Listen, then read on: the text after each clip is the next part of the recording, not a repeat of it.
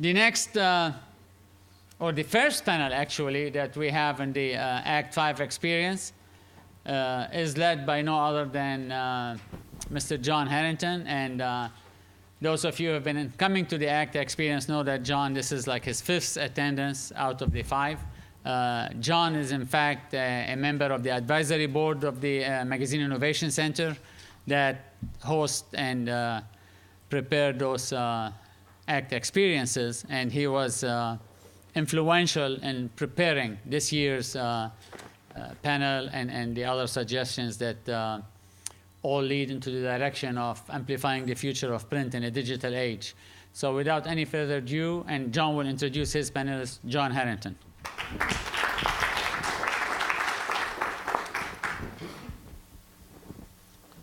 If I was really influential in impacting the development of this year's program, I wouldn't have scheduled my presentation right after Vanessa Bush's. This is the 5th year I've been here, and the main reason I keep coming back is because it is a unique program in the magazine media calendar of conferences. And the thing that makes it unique is the participation of the students here. And I want to congratulate Samir for doing an excellent job of getting a good attendance of students here. And it is something that I think all of you, especially those who are here for the first time or participating for the first time, will recognize. In terms of scheduling the program, I also would note that it is preferable to go fairly early in this because, as you will see, the program is rich with information and insights.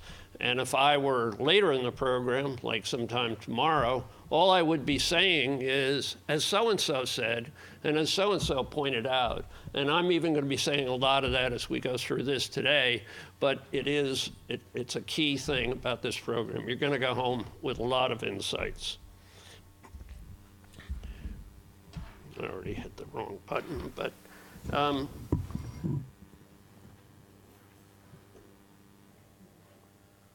obviously, magazine publishing, a changing landscape, a changing business. Started, Michael Clinton talked about that last night. Billy Morris talked about it this morning. And Vanessa demonstrated how a magazine that started a very successful print magazine with a unique perspective, a unique view, has become basically an industry, spread into all kinds of businesses, all types of platforms, all of which feed on one another and make it a very changing landscape. I initially came out and still primarily work with the newsstand business, the American icon, the American newsstand, evolving from this sort of thing to a full-fledged 100-foot rack of magazines in supermarkets, drugstores throughout the country. And now the new American icon is the newsstand, the digital newsstand, on a variety of platforms. I'm not quite sure they have the same appeal, the same ability, the same excitement, at least from viewing them, that the traditional newsstand has, but they are part of it, and it's a blend of icons as we go forward. But as I noted in previous speeches, not too long ago, as long ago as 2010, many of the major publishers were talking about a shift in the magazine economic model from an ad-centric model to a consumer-centric one, meaning, in very basic terms, making the consumer pay for the magazine as opposed to making the advertiser pay for the magazine, and the consumer pays something, but the primary financial model depends on the advertising. 4 years later, unfortunately, that really hasn't changed. Here was the breakdown of revenues generated by publishers, a select group of not a select group of publishers, but all the magazine titles that I could identify each of these revenue streams from, advertising, subscriptions, and newsstand. And I do emphasize it's revenues generated. This is not necessarily revenues back to the publishers, but revenues generated by the total cost of the advertising, what people paid for the subscriptions, and what they paid on the newsstand, meaning in bricks and mortar newsstands. By 2013, in fact, the advertising portion of magazines had increased by 10 points over what it had been in 2001, and subscriptions had declined and newsstand had declined.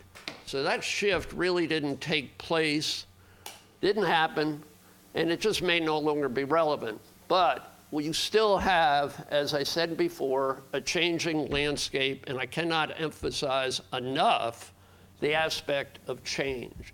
The whole model is changing. Obviously, you've seen parts of that. You saw Michael Clinton's presentation last night. The varieties of platforms, the various media platforms that Hearst Magazines is doing with its many titles, the many different ways in which it reaches you, not just through the internet, not just through digital publications, not just through your iPad, but a variety of things. They're producing television shows, they're doing radio shows, they're interactive in so many ways, and yet they still depend on the print publication to be the center of all that. The same as Vanessa just said at the end of her presentation, that this massive enterprise essentially comes back to Essence Magazine, the print publication. Back to a more mundane part of it, but circulation is the term I knew when I first got into the business nearly 40 years ago. Then it becomes consumer marketing, or it becomes audience development. But it is still the same function, but with each thing, it gets more sophisticated, it gets more complicated. We used to measure traditional measurements of circulation success or your effectiveness was broken down into two things: the number of subscriptions, the number of single copies. On last year's numbers, these are for basically those magazines with audited circulation, AAM titles, and some from the BPA worldwide. Subscriptions accounted for 89.5% of the total circulation of magazines as measured by those services, and single copies were 10.5%. You'll see different numbers used here at different times, depending on who's counting them. I count them just in terms of magazines that do have some newsstand or single copy presence. I feel otherwise you're just putting in titles that aren't interested in newsstands, aren't designed for it. So the measurement kind of dwarfs single copy and unfairly represents it. However, what has happened, and now anybody involved in circulation, consumer marketing, or audience development knows that that is broken down in a number of other ways, in ways in which it is to be interpreted, particularly by advertisers. You now have, under the subscriptions, you have paid print, meaning those copies that are subscribed to on a single level by a consumer. You have verified circulation, which is included in the total subscription, but may come through a variety of sources: sponsored circulation, associations, and a variety of other ways. But still, it is print publication that people receive in the mail, that they read, they hold in their hands. And then you have replica or digital circulation, iPads and other reading devices such as that, which is now about 3.2% of the total of the subscription marketing, or total of the entire circulation. But it's a different experience. It's changed. It changes the way people read it, and it changes the way advertisers evaluate it, which is still, because you've seen that advertising is still the driver of publishing economics. It is a very important thing for advertisers to understand, and they are trying to figure out how different is that. How does it impact the way people read the magazine? How do they perceive it? And how do they evaluate the advertising in it? And in single copies, while it looks like a small part of it, less than 1% is in replica. And again, these are copies ordered one by one in a digital format, usually on an iPad, but several other reading devices. Most of these come from an organization or a company supported by most of the major publishers called Next Industry Media, or NIM, where you pay a fee. Somebody, I think Michael Clinton mentioned it last night, it's kind of like the Netflix model. For $9.99 a month, I can, and even do, I shouldn't admit it, but I can and do take down single copies of monthly publications, literally unlimited. You can take down an unlimited number of them. Obviously, they do not contribute a lot of there's not a lot of economic funding coming back to the publisher from them, but they are part of the single copy. And just show, when you get down into the single copy, how much they impacted.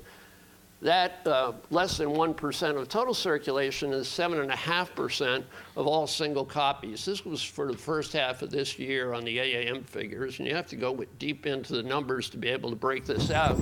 It's not in the so-called snapshot pictures that are published on a semi-annual basis.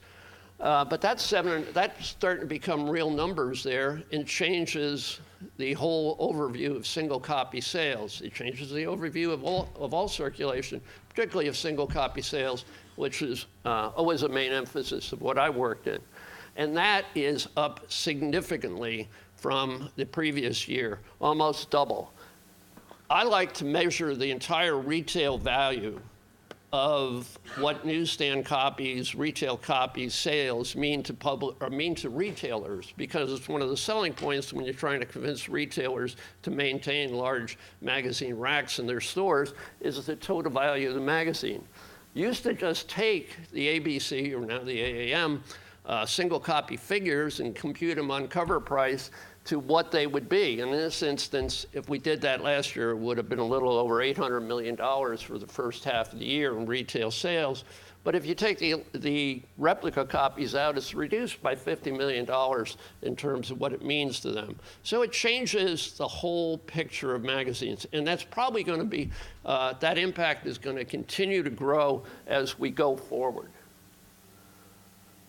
On top of that, again, as Michael Clinton mentioned last night, the Magazine Publishers Association, that shows how long it's been around. MPA, the Association of Magazine Media, they changed their names a couple of years ago, just released this new program called Magazine Media 360, which is trying to change the way in which essentially the advertisers view the magazine publishing industry or the magazine media industry. And that's really the key word in this. It's not for them the magazine publishing industry anymore, but it's the magazine media business.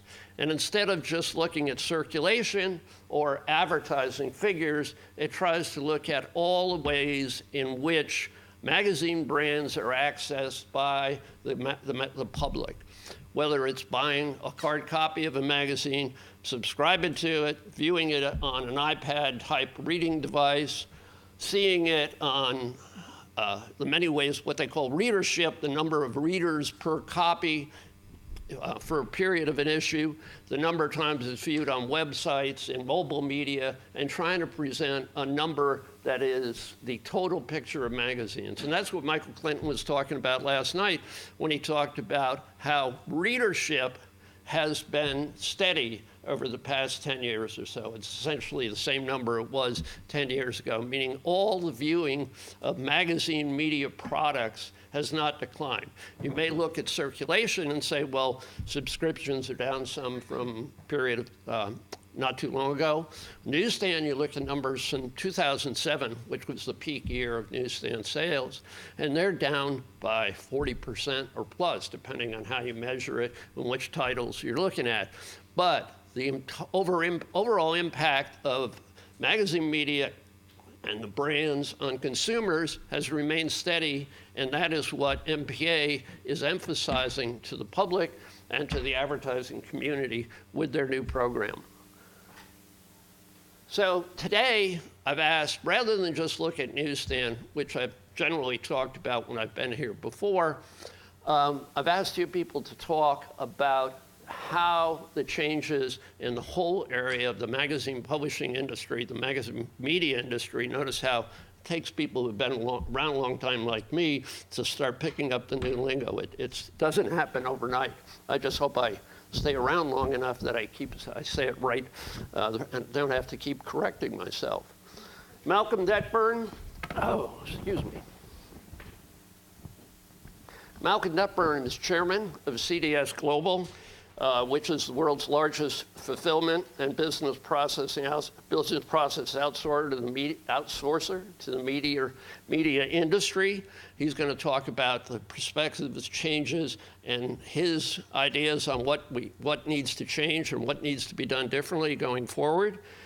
And John Phelan is director, and this is incorrect here, but it's director of consumer marketing at Rodale, which is probably the largest and most successful publisher of health and fitness publications, a good range of titles, not just health and fitness, but many things like that, and leaders in almost every one of the categories they work in.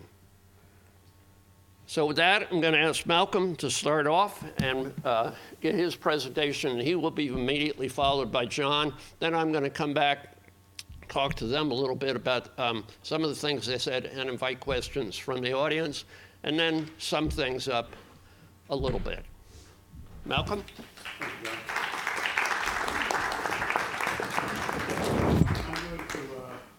I'm going to eat a few minutes of my prepared remarks to say a couple things, and I'm not holding this because I'm some sort of fanatic, although I encourage everybody to use the hashtag MyCat5 and start tweeting. How many people tweet here?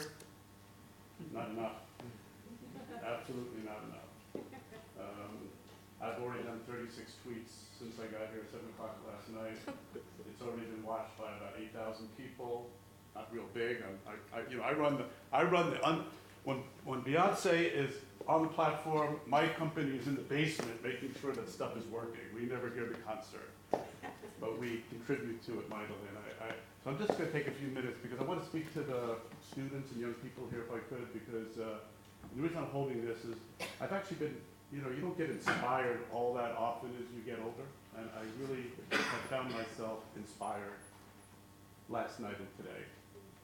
And my daughters are, I'm real proud of, I have 4 daughters, so Vanessa, they're not black, but being empowered as women is like a really passionate thing I feel about, having raised 4 daughters who have had their own trials and tribulations and have all kind of found themselves in different walks of life. My oldest daughter's a digital writer for the Los Angeles Times, and she was up all last night watching the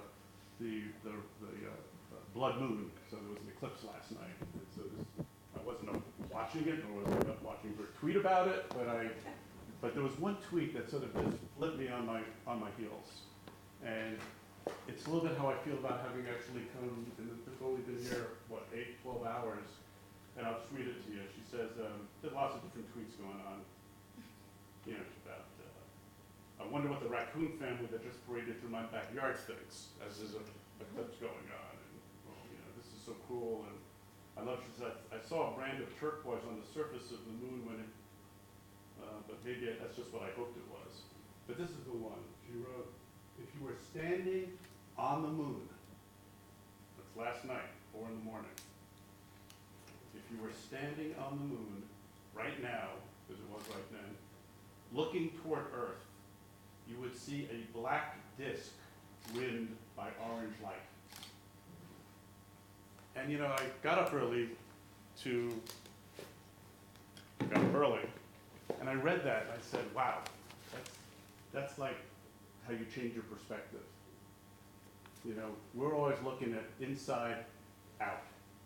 And all of a sudden somebody says, the Earth last night at about 4:30 in the morning, right here in Oxford, from not that far away was a black disk surrounded by an orange light.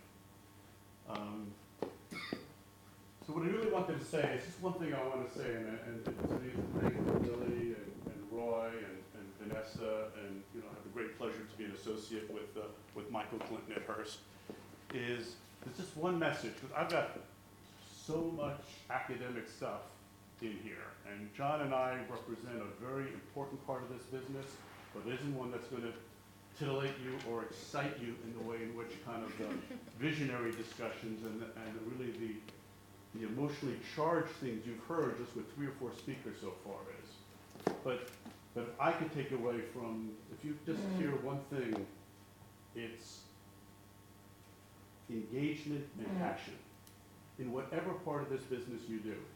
Some of you are going to end up being rock star editors. Some of you are going to own publishing companies. Some of you are going to be in promotion and marketing and public relations. Some of you are going to be in circulation. You're going to be, some of you are going to be in production. Who knows where you will end up? John and I talked about this. None of us went to school exactly to be what we are today, right? But we're glad of it. But I think what you've heard is this unbelievable sense of emotional passion. Black disc with an orange rim. I mean, right?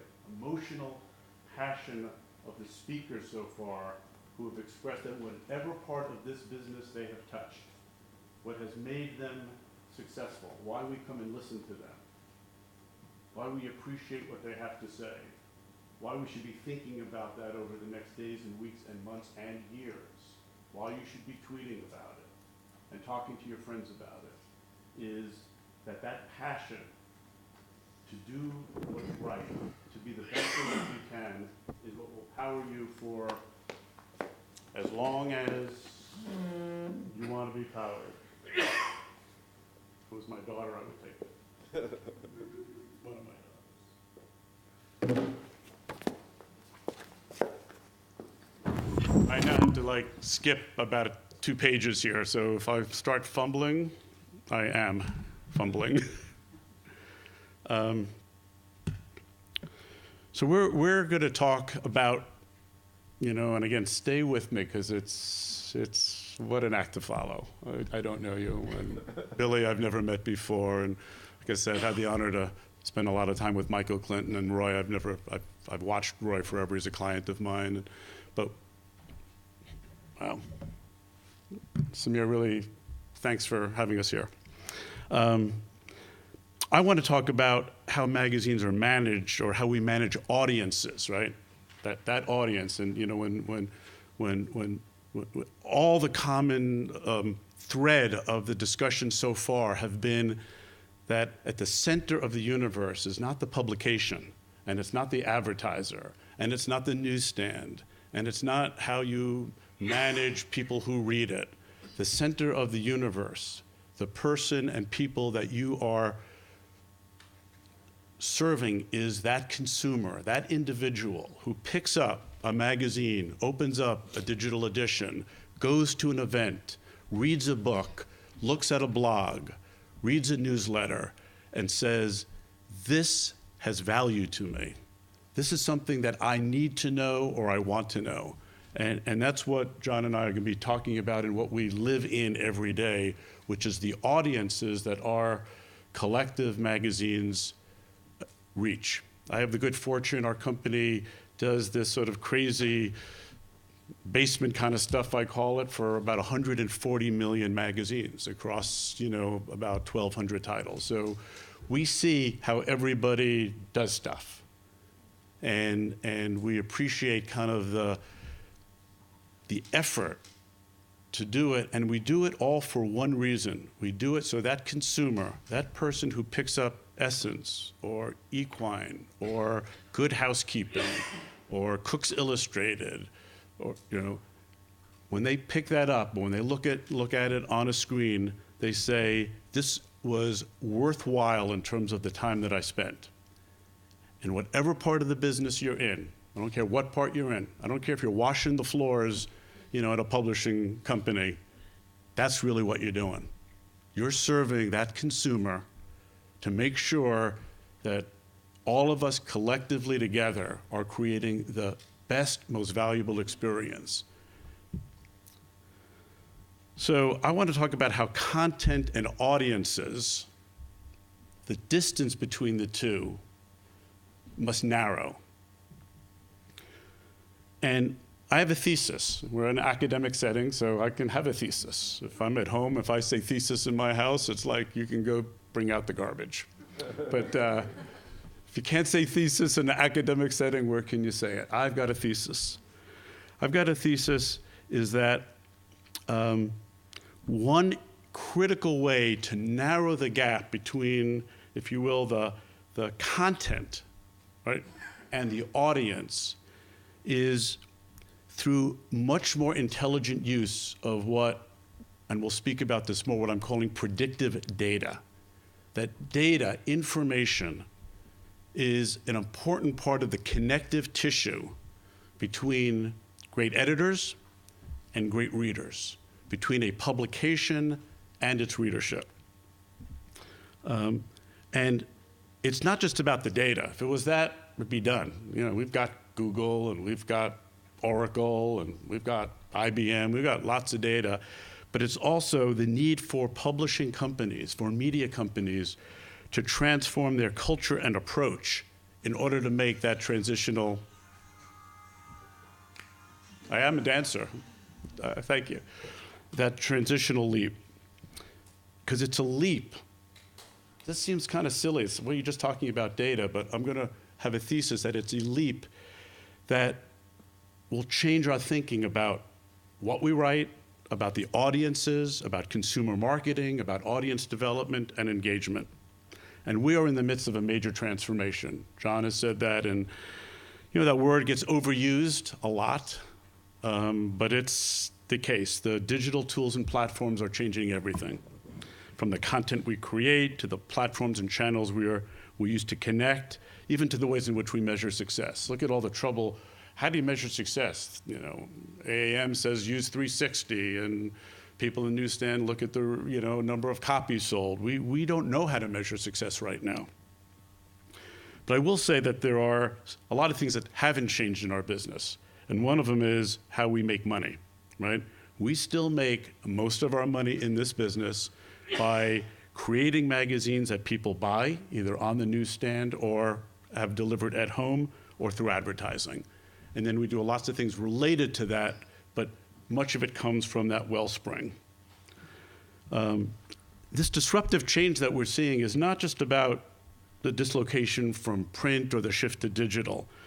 You know, there's always been changes in distribution. I mean, you know, this is, you know, every generation thinks it's like at the edge of the largest transformation known to mankind. There's been lots of transformations, and we'll talk about a few of those as we go along. And you know, Bo Sachs is, you know, has better slides than I do about sort of the Gutenberg galaxy and before. It's not even about the changing demands for content. Our biggest challenge in our industry has to do with our fundamental approach to the business itself. It's not about the change in the mechanism by which we deliver information. It's not about the changes in how we collect information. It's about whether or not we're going to make changes to our business. And as young folk here, you guys are going to be charged with making lots of those changes. We've hopefully kind of established a wide path for you to go down, but that path is filled with dozens of unknown roads that are going to be up to you to help shape the future of journalism in some respect, and certainly the future of magazines. So what is the shift? The shift is going to be that magazines have made a lot of money, okay? We talk about Hearst wasn't always the enormous company it was. It made a lot of money. We joke about Cosmo. You know, we have a 44-story building in New York at Hearst. And you know, they say that's the building that Cosmo built, right? Or Helen Gurley Brown built. And that's true, by the way. Okay, and that building, nobody knows exactly the price, but it can't be less than $600 or $700 million to build. And you know, when somebody asked the president at the time, how'd you build it? How'd you pay for it? He said, well, paid for it with a checkbook. How do you pay for stuff? He says, well, usually I take out a mortgage in my home. He said, no, we don't do mortgages at Hearst. We take out a checkbook. Just like home, call the plumber. It's just a lot more zeros at the end of on the page. We need to understand a lot more about our audiences, a lot more. it doesn't take away from the genius, and I speak to that with some experience of having been a publisher of the Christian Science Monitor and seen unbelievable journalism in my time. It doesn't take one iota away from editorial content people's ability to discern and predict what readers want, even before the readers know it.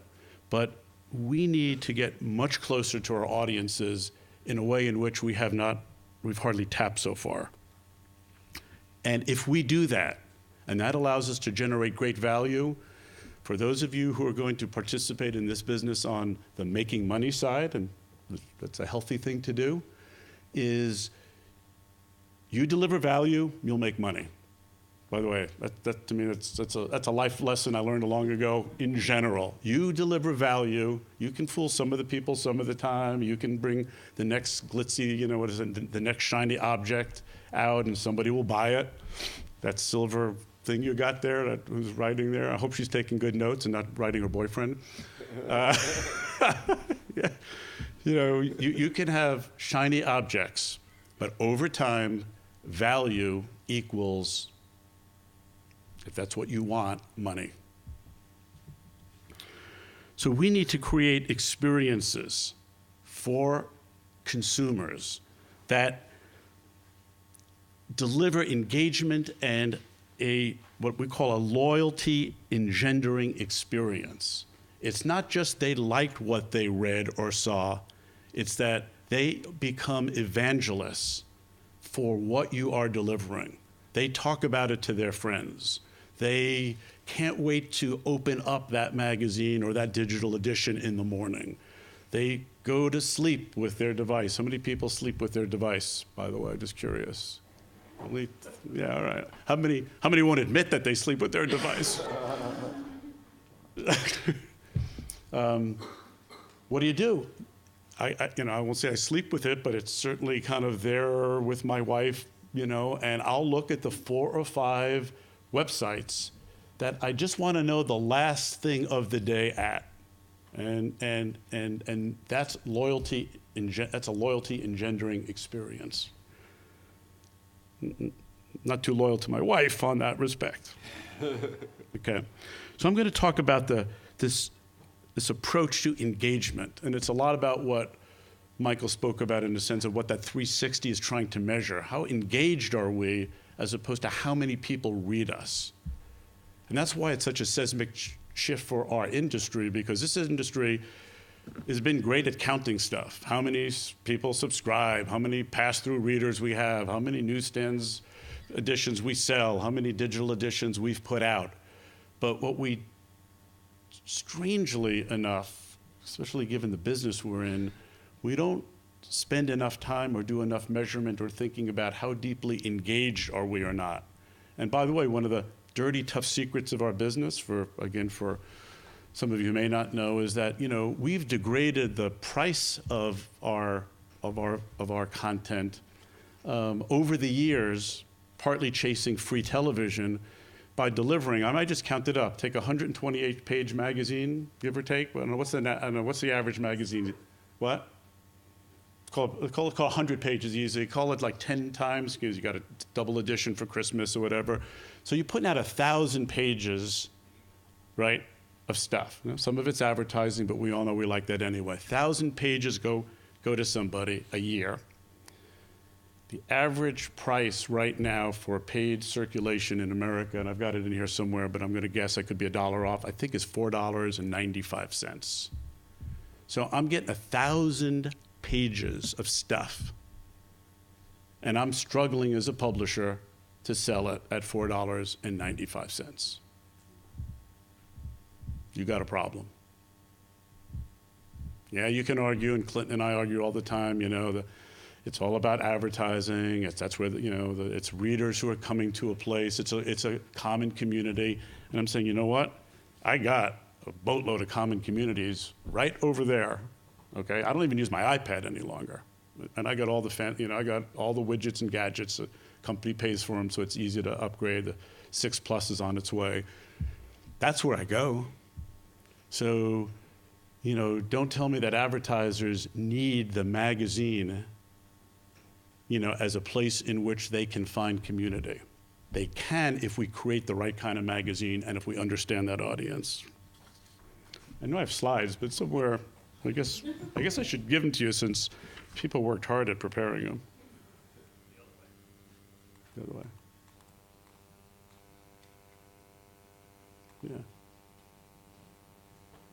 I really want you to remember about being engaged and passionate, but I guess before I got inspired sometime this morning, I do want you to remember at the end of this thing about data strategy and operations as important pieces. What do I mean by that? There's three things that we need to do. We need to develop a really collaborative approach to information about readers. We've got to get away from this. I mean, other industries are so far ahead of us about where they collect information, and it isn't like Big Brother, although, if this was a political science class, I'm sure you'd have interesting discussions about that. But it's really about, if I know more about you, and this is really the essence of what I want to talk about today, if I just know a little bit more about you, I'll actually be able, if I'm a great editor and a great publisher, to not only give you what you want, but if I do a great job, I'm actually going to be able to predict what you want. I'm going to have an inkling of what's important to you because I know something about you. And as opposed to being just responsive, we're going to be proactive. And the other thing that we're going to find is that, I'll click to the slide, but if we, right now in the world that John and I live in, what we see is ever slightly but consistently shrinking readership of print magazines and not very huge adoption of digital editions. You could say they're going flat. I'll argue that they're actually going to start to actually decline slightly, following the pattern of other magazines, because I don't think the problem is distribution. I think the problem is that we're not in touch enough with our consumers. I have a very optimistic view of this industry. The reason I have an optimistic view, because right now the science of this business is about, I've got a universe of readers, and then really fantastically talented people like John Phelan figure out how to get the best response from that universe, which means that they're getting ever more efficient, right? So they have 1,000 people who might be potential subscribers, and they realize, can I get 8 of them rather than 6 of them, right? And they keep, in a way, narrowing the funnel. I'm going to make an argument today. I won't say it's breaking news, but I think it's close, that I actually believe that if we have that same audience of 1,000, right, that there may be 5 or 8 or 10,000 other people that if I had some predictive data, I could say, you know what, the audience isn't shrinking, the audience is expanding.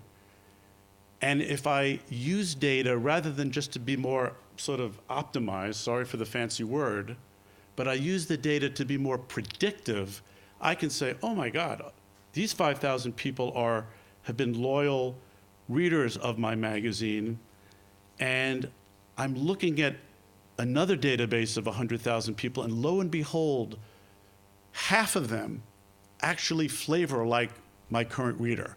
So all of a sudden, this sort of trend of ever more efficient, ever smaller circulation sizes, as we blow through the rate-based problem, which eventually we're going to blow through, that's not going to be a reason to keep magazine circulation up. It's going to continue to decline. I think if we go down the path we are, we want to use that data to expand our universes, to grow them, to say that if there are 50 students in this room, if I had done something a little bit different in the last 3 weeks, I could have had 500 people in this room. Not all of them would have been taking journalism courses, but maybe some of them are serious bloggers, or maybe some of them take a literature course where they like to write papers. In other words, I would have been able to take an educated guess And we could have moved this to whatever your stadium is. And how many people does it hold? You know, we had 40,000 people here, sort of, and by the way, I think they should be, because I think you've heard some amazing speakers already. Forget what the next couple of days has to offer. That's the world that I believe our companies have to change into. Instead of being more efficient, we need to be more expansive. Instead of seeing data as a filter that filters things down, we need to start using data as a way to filter things up, so that the golden age of our industry, immaterial of what the form of distribution is, it just doesn't matter. It never did matter. You know, the ancients would memorize 12 volumes of literature or biblical stuff, and they would memorize it. And somebody said, well, you know, what did the apostles say? And somebody would like go through their mind and say, okay, yeah, that was book number 11, chapter 11 through 14, and would recite it. That's what Homer did, right? So yeah, we've had huge changes in the distribution of information. But Homer, for those of you who may have read Homer. May I interrupt? Yep. Anybody has a Nevada car tag or a Virginia car tag parked outside here, they are towing a car. Thank you. Sorry about that, but before the car You bet. disappears. Nevada car tag, Nevada, Katikari. You're but not Here here. first. You can't park still here. Sorry about No, absolutely. the excitement of what I refer to as the entrance court.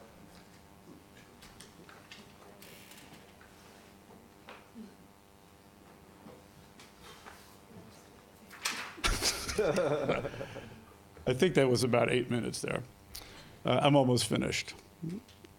I am going to run. I'm sure there's a slide or two that's great. You've got to promise me that if somebody asked did I show the slides, that I did, because did we work hard on them? See if there's anything interesting. Yeah. So we love Helen Gurley Brown because she, you know, that's why I have a nice view of the Hudson River on the 41st floor. But yeah, it's a fascinating history.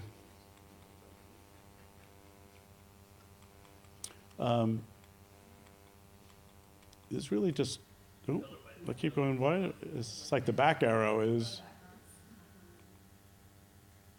am I going the wrong way? Yes. Am I going the right way now? No. No. So the back arrow is the front arrow.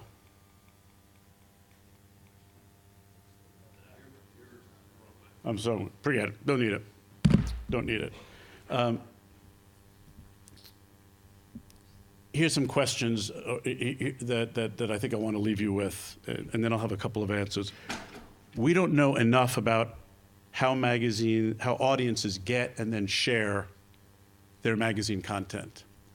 You know, we'll research 500 people and we'll make all kinds of guesses about that.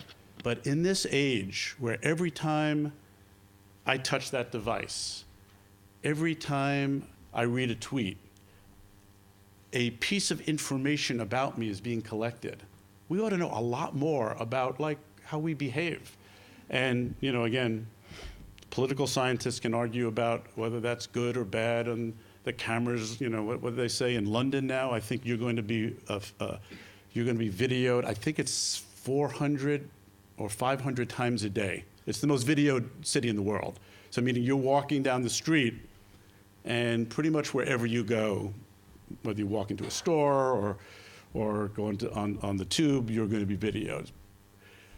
I would argue, you know, it can be used for bad, if there's Big Brother out there, but it also can be used for good. And the good is that people's time is precious, that the information that collectively we have as an industry we believe in and we believe is valuable, and value will equal money, so it's a good business proposition, and that if we can take that data and deploy it to narrow the gap between our audiences and our content, our future will be brighter than ever. You know, my talk here is like a 4-day talk, so I think I'm about to. What do you think? I think that's good. I just want to thank you and say that as much as you know, we've all been in your shoes, and again, I'm talking to the students here, which is, you know, you look at these guys with white hair, and by the way, the 3 blue jackets were part of the requirement. You know, say these are the guys who have, and the women who have the answers. I think for those of us who have been occasionally, people say that to us, we know better, okay? We don't have the answers. We've been in our paths, we've worked our way through this industry, we've seen mistakes and successes, and I think we've probably learned, as Billy said, more from those failures than sometimes from those successes. But what I do know is that somewhere in this room, and hopefully in a lot of seats in this room, for those of you who have taken the time and have the interest of being here today, I'm confident that the answers to how we build a better society through people being more informed and entertained through the industry that we are part of, I'm confident that our future is only limited by our innovation and our imagination. So thanks very much.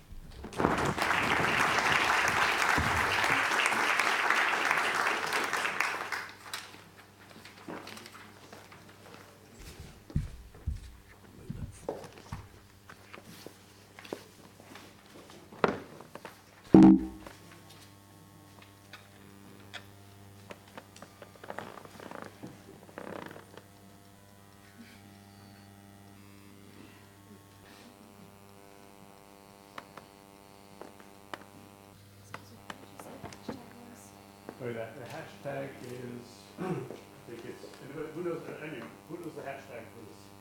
You guys gotta know it, if you don't know it. MIC 5, MIC, ACT 5. Yeah, you better know it. So, how many people are on Twitter? Rodale.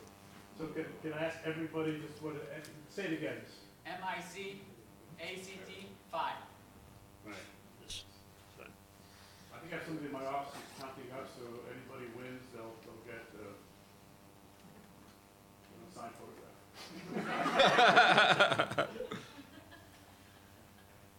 Okay.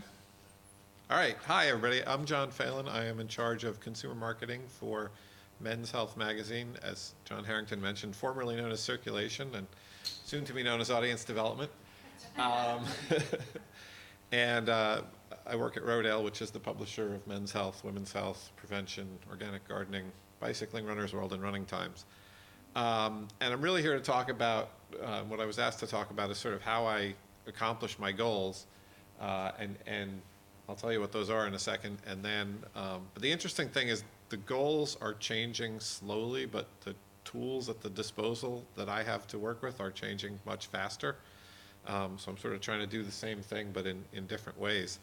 And really the goals of any circulation director, consumer marketer of a magazine is to, those 4 that you see there. So number 1, rate base. When Michael Clinton goes out and sells these amazing programs that you saw last night, if he doesn't deliver the numbers that he promised to the advertiser with that program, he's writing checks back to the advertiser. So he doesn't want that to happen. I don't want that to happen. Nobody wants that to happen. So that's number 1, hit the numbers that you've promised. Number 2, demographics. This is a key goal that I have is delivering the right demographics, who the advertiser is looking to target when they buy a program from my title. Profitability, I know you saw only 10 or 20% of the money coming from circulation. At Rodale, it's higher than that considerably, and so we're trying to maximize that every step of the way. And then the fabulous pink sheet, the AAM publisher statement, which gives out lots of information on exactly how I did what I did and how I got there, and I need to sort of manage that, and I'll show you that. And then on the digital side, there are really 2 goals, at least for our properties. One, delivering delivering traffic that can be monetized. There's a lot of traffic that can't be monetized or can't be monetized well for various reasons, which I'll get into. And then for us, conversion on commerce offers. So first of all, if you come to menshealth.com, we want you to buy a subscription to Men's Health magazine, but we also have other commerce offers, specifically books and DVDs in our case, that we're trying to sell there. So there's a whole variety of sources and ways I do that. This is just sort of a collage of some creative executions, everything from renewal notices to interstitials on websites to winning a trip to see Tim McGraw in concert to tweets to all kinds of things that we do every day.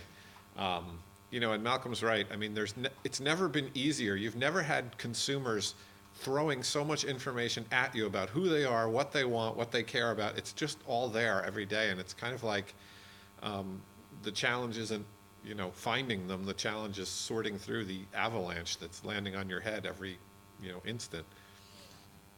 So this breaks down, and it kind of just goes kind of another level down from what John Harrington showed you a minute ago. But basically, we have to get to that number, as I said. There's a rate-based number, so whatever title this might be, case of Men's Health, it's 1.8 million, and we have to deliver that each and every issue. So the most basic way to look at that is people buying single copies versus subscriptions, and then subscriptions obviously break down into new subscriptions, somebody who just mailed in a card, subscribed on our site, et cetera, versus those renewals, which we love because that's the most profitable part of the business on the subscription side. New business agency means somebody else sold the subscription for you.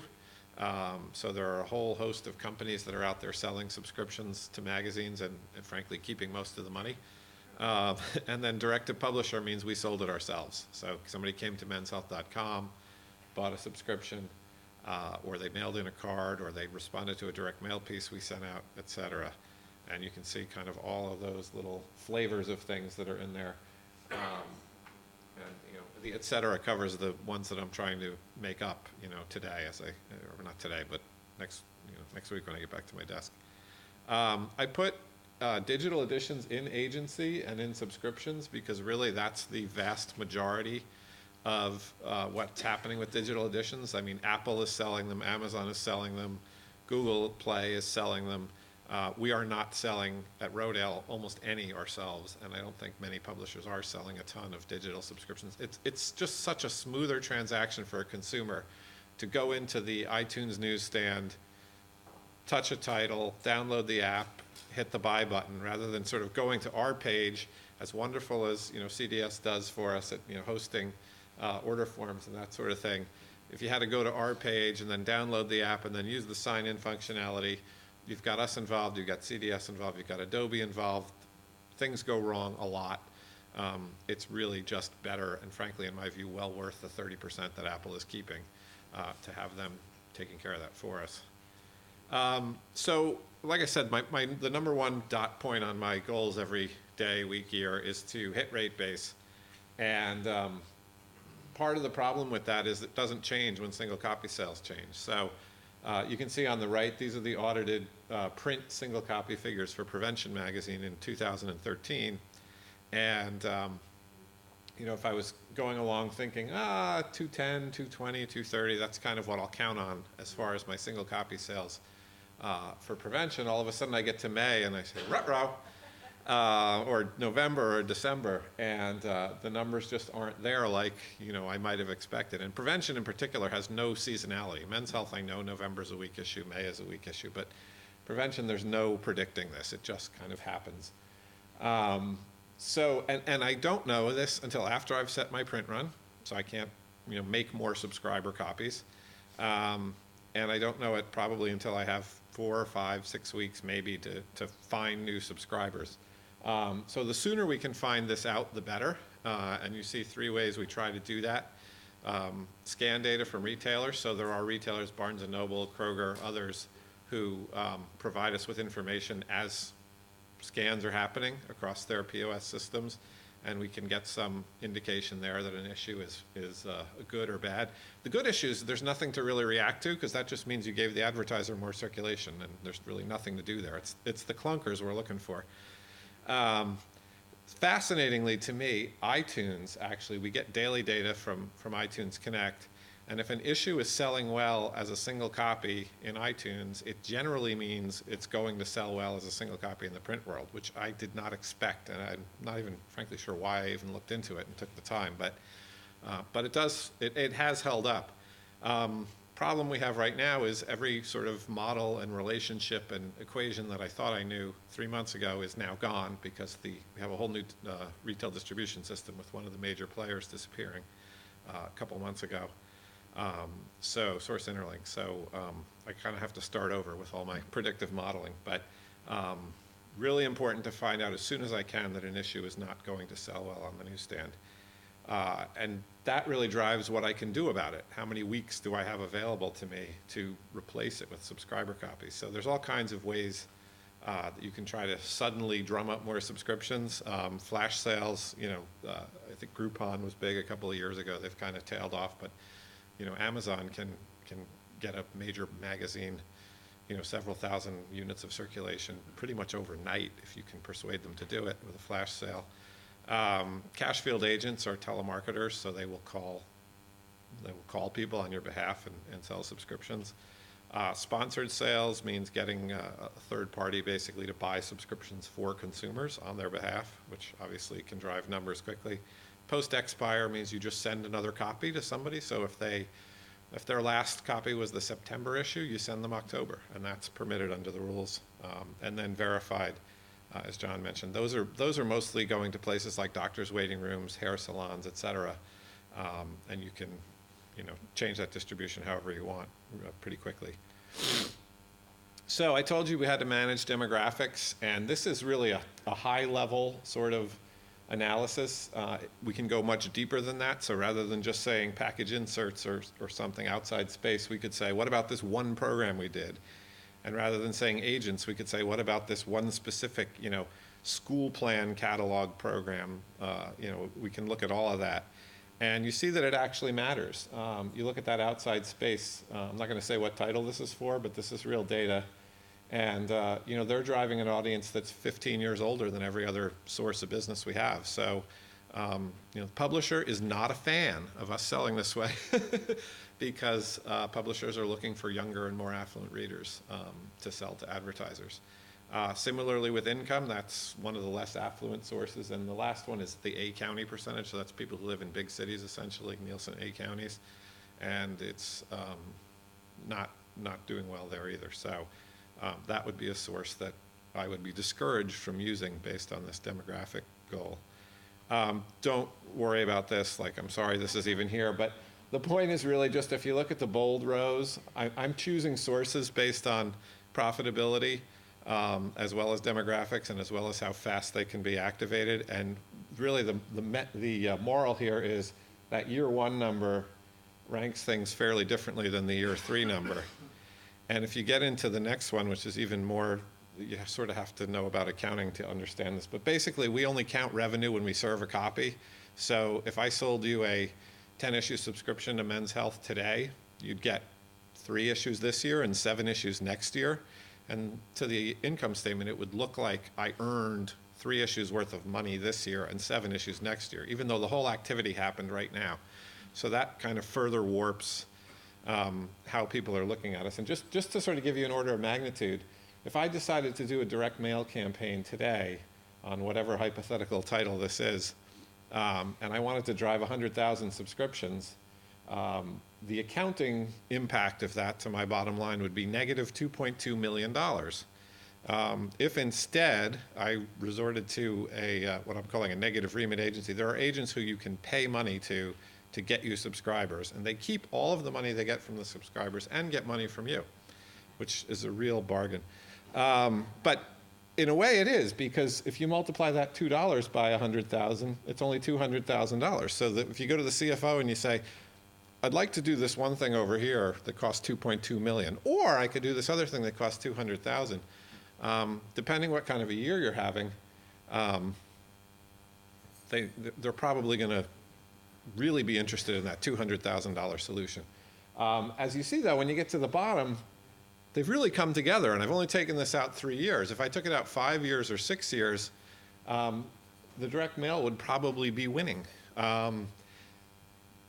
it's just not every company every day in every situation that sort of has the faith, I guess, to say, that's okay, go spend the money now, because in 6 years we're going to be really glad we did that. But that is sort of the world we live in circulation and consumer marketing, is this sort of always this trade-off. The right thing to do for today's P&L is usually the wrong thing to do, over the long term. And these businesses are around a long time. Men's Health is 26 years, Essence 45 years. So there's stacks of people that you first did business with 10 and 20 years ago who are impacting your financials today. This is the last thing I mentioned. These are the two categories on the publisher's statement, which are sort of like a report card on how I got the circulation I got. This happens to be Men's Health. But you can see things like award points, so you can turn in frequent flyer miles and get a subscription.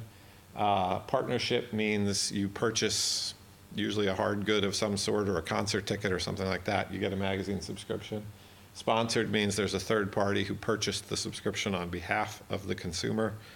And then the smaller box there is paragraph 8, and that tells you methods of sales. So over on C where it says channels, the good one is A. That means people just mailed in for a subscription or came to your website or things like that. B is the telemarketing that I mentioned, which is kind of one of those things you do when you need volume quickly. I have all 4 of those things in my head all the time. I have to hit rate base. I have to deliver a good demographic. I have to have it look okay over here, and I have to make money in the short term and the long term. So usually, the right thing to do is never going to check all 5 of those boxes, except getting people to buy subscriptions from your website, because those people are younger, they're more affluent, they're highly profitable in the short term, they're highly profitable in the long term, they look fine here. That is like the holy grail. If I could fill my entire rate base by getting people to come to menshealth.com and buy a subscription, life would be a lot simpler. So John mentioned some of this. I calculated 56% down, and that was just based on pulling out what used to be called the ABC Fast Facts report for that first half of the year in 2007, versus the same report, which is now known as the AAM Snapshot, for the first half of 2014. Digital circulation, growth is slowing. I'm going to show you a graph in a second, which doesn't look that way, but basically what's happening is next issue media is growing, and sort of the Apple, iTunes, the Kindle, those things are pretty flat. So the aggregate numbers are still growing, but the profitable ones, the people who pay us a lot of money, are not growing. The top 20 rate bases have gone down over the last 7 years from 76 million to 64 million, so that's about 12 million down. 7 million of that is Reader's Digest. It had a rate base of 10 million in the first period, and it's now at 3 million. And then dramatic growth in the web side of things, and everybody's talked about Magazine Media 360, so I'm not going to talk about that. But I do want to mention mobile is really sort of this tantalizing development to me, because we have seen, our traffic overall is triple what it was, let's say, in 2007, or maybe even more than that. But almost all of that growth is people on their phones. So, how do I sell somebody a subscription? Do they really want, well, I don't want to give them my hotel key, but do they really want to fill out a form with their name and address here? Do they want to type in their credit card number? Where are they when they're using this? They're sitting on a bus or in line at Starbucks or wherever they are. So we're trying to find ways to do better with that. That's the digital circulation I mentioned. You can see it is still going up, but it's about 4% of total. For us, it's a little higher. We're at about 7%. And again, that gets back to my point about the phones. We do not deliver for Men's Health and Women's Health sort of a flat PDF on the phone that's too small to read and you have to pinch it.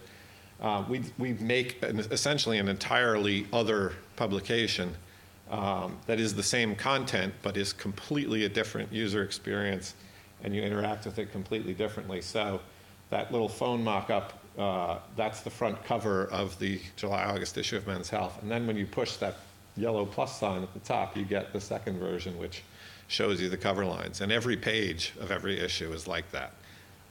So you can actually read it on your phone without doing that pinchy thing. And I think that's why we're at 7% versus the rest of the industry being at 4%. And we even see that inside of Rodale. We have titles that don't do this, and they're at the 4 or below. So quickly on website audience development, I think the thing here is advertisers want to advertise against very specific kinds of content, and readers want to read very specific kinds of content. And unhappily, there's not always perfect overlap against those. I pulled this last night after I got back to my room. I just pulled up the Men's Health Facebook page. I swear to God, I didn't pick that example on purpose. That's just what was there. And if anybody has an advertiser who wants to run against that, please let me know. We'd love to have them, but generally they don't. Women's titles, there's a little better overlap. Women are more interested in reading about makeup and beauty and fashion and all those kinds of things. Men, not so much. Social media is really the big driver of spikes in traffic. It's really, our traffic goes like this, and it's because of social media. There's a sort of a steady thing underneath that, which is newsletters, SEO, syndication, affiliates, et cetera. But social media is really what drives the big hits. So I think that is really it. In terms of how we monetize, those are screenshots of Men's Health desktop on the top, and then the phone version on the bottom. And the only way we get any inventory on the site is by having units that can't be sold. So they're always non-IAB standard sizes and things like that. And of course, we have the nav bar, which says subscribe. We had basically nothing on the mobile site until probably 6 months ago. And now you see down at the bottom, there's that unit, subscribe to Men's Health for as low as $1.49. That runs intermittently. I can't swear you'll get it right now if you do it. And then on our book business, we do more of those native units. So I think that graphic is actually backwards, but where you see the burger there with that red bar, that sort of is in the stream of the article feed, but it's really a book promotion. For the future, things that make me keep coming to work every day because I want to work on these things. Frictionless mobile ordering and payments is, to me, the number one thing that has to happen. We have to get it to be just as easy to buy a subscription from us as it is to buy an app on your phone. We need to make it that simple.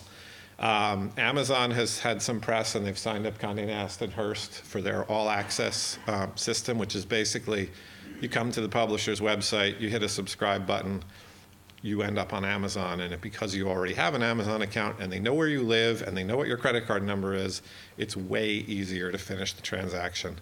Apple Pay is not quite ready for prime time for us based on what I saw in the keynote a few weeks ago, but I think they'll get there pretty quickly. PayPal is another thing that we've experimented with. It hasn't really done what we needed to yet. I also think in our industry, I think there's an opportunity with the Affordable Care Act because hospital systems, insurers, et cetera, now for the first time have an incentive to get paid on people actually being healthy rather than just getting paid on, I did 17 CAT scans this month. So what better way to keep them healthy than have them, reading health and fitness content? So we're trying to find ways to monetize that for ourselves.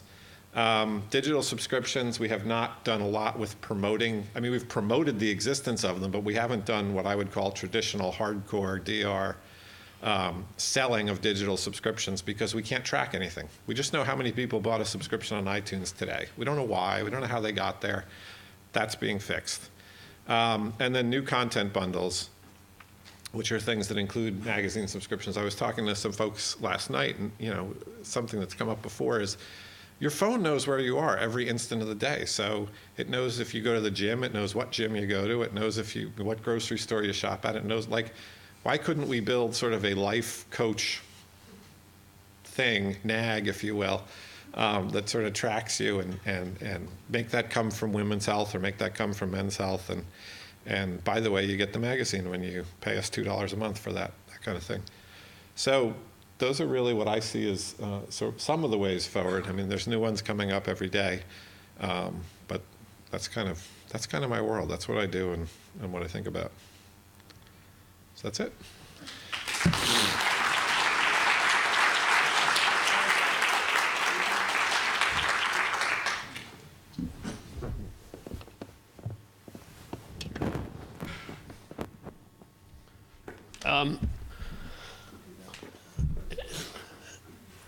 When you see all the change and things that are going on in the visible part of the business, all the things that Michael Clinton talked about last night and showed you, the way they present product now, the way magazine media reaches the consumer and is shown and produced for the consumer, obviously that's changed enormously.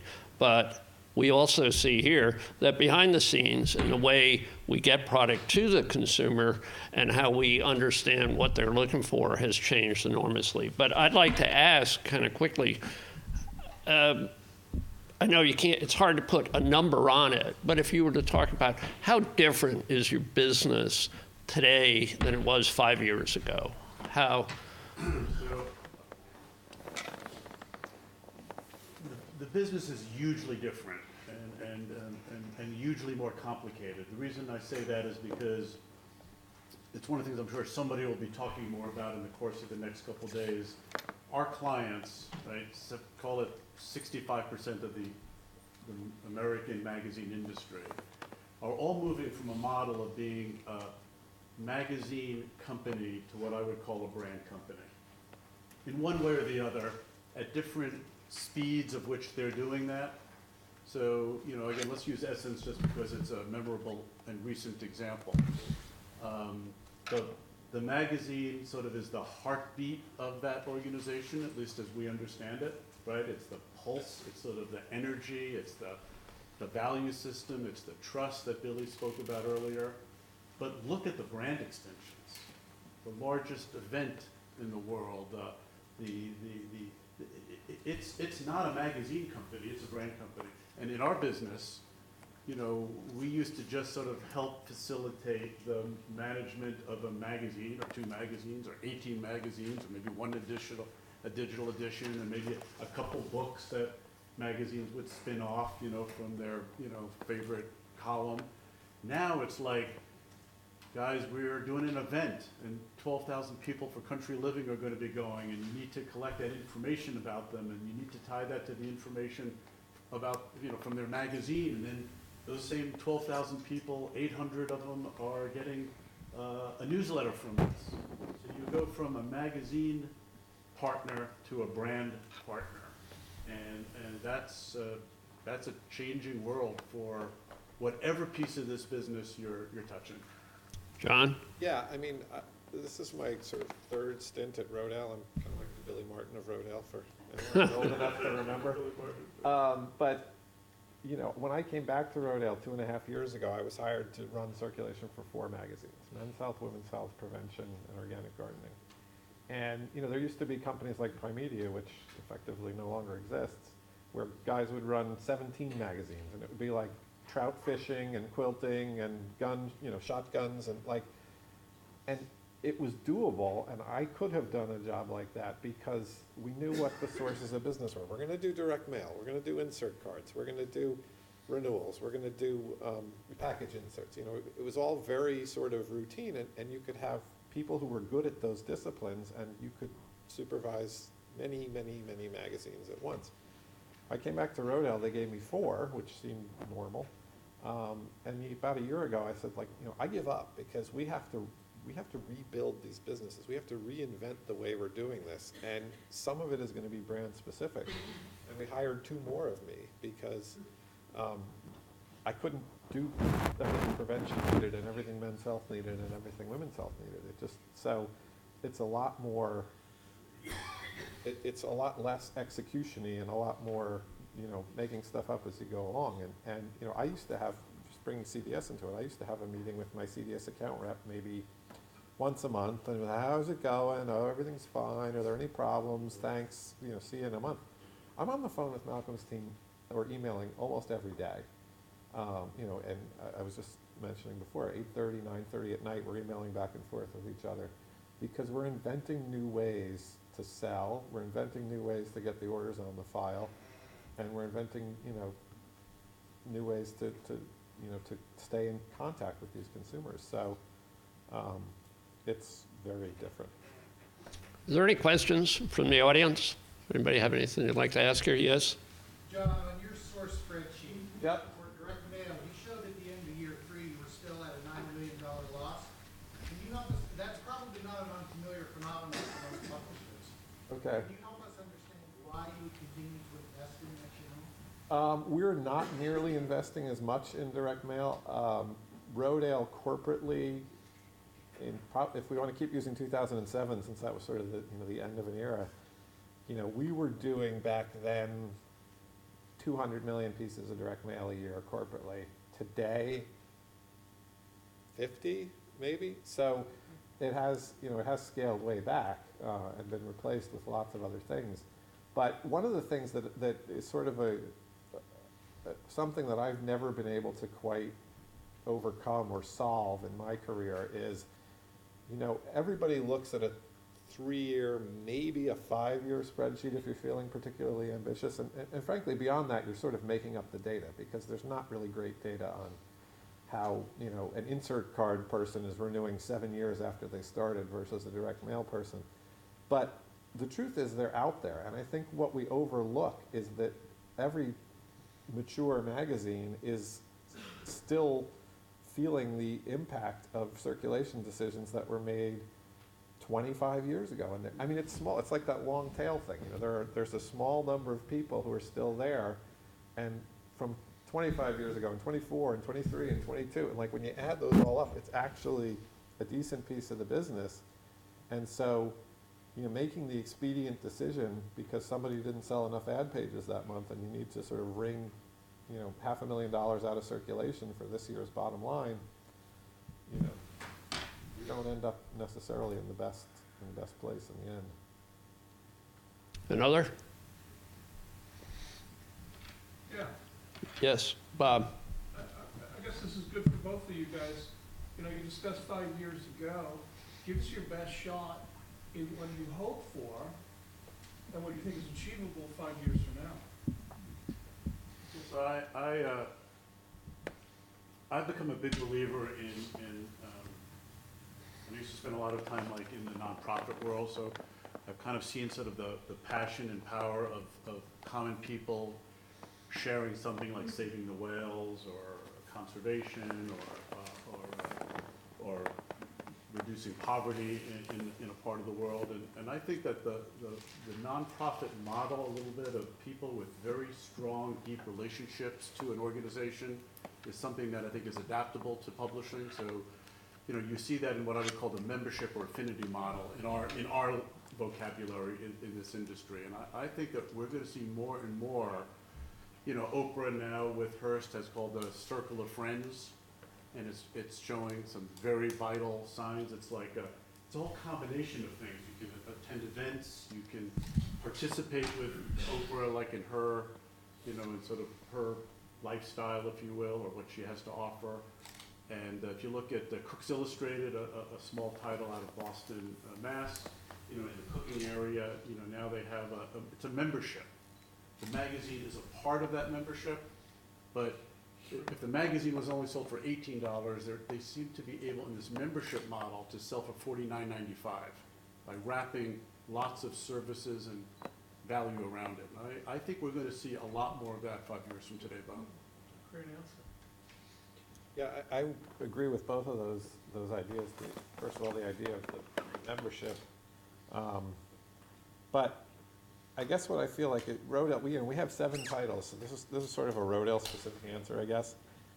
We have 7 titles, and they're up to now have been sort of bigger and smaller versions of essentially the same business model, and I think that's going to change. I think Prevention Magazine is going to go off in a very different direction than Men's Health is going to, than Bicycling. I think some will, and you can hypothesize which are what, but I think some will really de-emphasize reliance on advertising and effectively focus on reader revenue.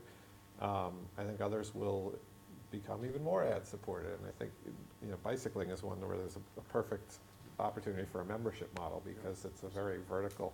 That's one thing I didn't mention is, the demographics don't really matter to somebody who makes gear sprockets for bicycles. They don't really care if your audience is 60 or 20 or whatever, as long as they're buying expensive bikes, they're good.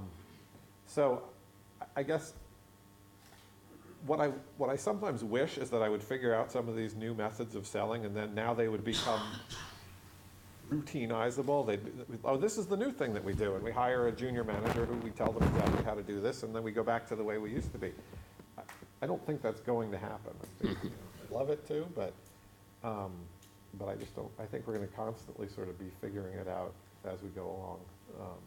All right, we're at about the end of our time. I got a few short remarks I wanted to make, but I think just that last statement by John kind of sums up not just what's going on in consumer marketing, audience development, but as Michael Clinton again talked about so much, Billy Morris talked about, Vanessa talked about, the whole model is changing, the way product is produced. And maybe it comes back, yes, to the magazine, but it is the variations, the platforms that extend out from there using the brand are changing and rapidly changing. I mean, the warp speed development of technology has changed everything about it. And it's going to have to change the way we fulfill the business and the way the consumer marketing is done. I had two favorite quotes of mine that I've read recently.